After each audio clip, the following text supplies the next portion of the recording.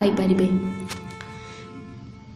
आम शरीर में एमती बहुत सारा कथा लुचि अच्छी जहाँ आमर स्वास्थ्य और आमर स्वभाव विषय कही थाए। जेमिति हाथर रेखा को देखी आमर भाग्य और आंगुठी को देखी आमर सौभाग्य विषय जानीपर से ही प्रकार आमर नखरे होउथिबा अधा चंद्र जेमिति चिन्ह हेबा आम शरीर विषय बहुत किछि कही थाए जहाँ बोधे आमको जना भी नहीं।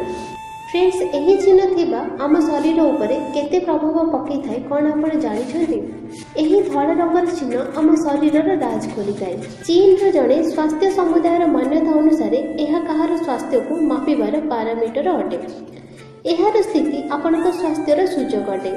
आपणक स्वास्थ्य जदि भल नथिबो तो यह नखर अदृश्य हो जाए। स्वास्थ्य भल रहिबा सहित ही एही चिन्ह पुणी निज पुराण अवस्था को आसी जाई थाए। जदि आपणकर 10टी आंगुठी 8टी आंगुठी अधा चंद्र अच्छी ताहले आपणकर स्वास्थ्य बहुत भल अच्छी।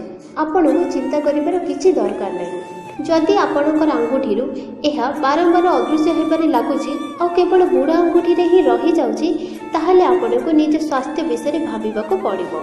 चीनी स्वास्थ्य समुदाय अनुसार यह सेबे अदृश्य होइथाए जेबे आपण को बीमार हेबाको थिबो।